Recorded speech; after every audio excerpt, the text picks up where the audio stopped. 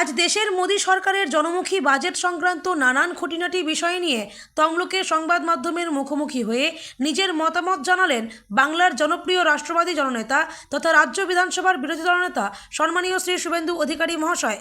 এবং কর্মসংস্থান পশ্চিমবঙ্গের মানুষরা চায়, অর্থাৎ সেই কাজ যদি করতে হয় ডবল ইঞ্জিন ছাড়া অন্য কোনো ইঞ্জিন চলবে না। আজকের এই বাজেটে সেখানে বলা হচ্ছে যে চাকরিজীবীদের আস্থা পূরণ হয়েছে, স্বপ্ন পূরণ হয়েছে এবং মধ্যবিত্তদের হাতে টাকা রাখার জন্যই বাজেট করা হয়েছে। চাকরিজীবী আর 12 লক্ষ টাকা রোজগার তো আলাদা করছেন কেন?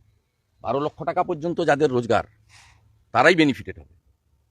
প্রত্যাশা পূরণ তাদের না না, শুধুমাত্র চাকরিজীবীদের করছেন কেন? আপনাদের এই নেগেটিভ অ্যাটিটিউডটা কেন? এই বাজেটটাকে স্টাডি করুন, দেশের ইকোনমিটাকে কোন জায়গায় নিয়ে গেছে, কোন সেক্টরটাকে লেফট আউট করেছে বলুন তো। অন্নদাতা কৃষক থেকে, মহিলা থেকে, যুবক থেকে, এসসি এসটি কমিউনিটি থেকে কাকে বঞ্চিত করেছে বাজেট, আমি সেটা জানতে চাই।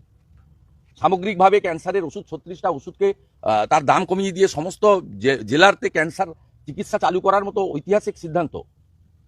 এবং পশ্চিমবঙ্গে তো আপনি কমপ্লিট করতে পারেননি, মাত্র 9-10% বাড়িতে নলে জল গেছে।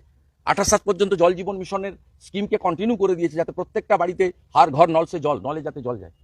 কোন জায়গাটাকে আপনি বঞ্চিত করেছে বলুন?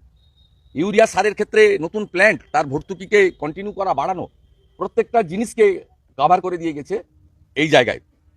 এবং তৃণমূল কংগ্রেসের এই ধরনের রাজনীতি মানুষ হ্যাপি, বিশেষ করে মধ্যবিত্ত নিম্ন মধ্যবিত্তরা হ্যাপি, ভীষণভাবে হ্যাপি। আর যারা এমআইএস মান্থলি ইনকাম স্কিমে গ্র্যাচুইটি পিএফ এর টাকা জমি টমি বিক্রি করে যে সিনিয়র সিটিজেনরা খুব কষ্টে ছিলেন, তাদের সুদ কমে যাচ্ছিল, তাদেরকে প্রোটেকশন দিয়ে দিয়েছে ভারত সরকার।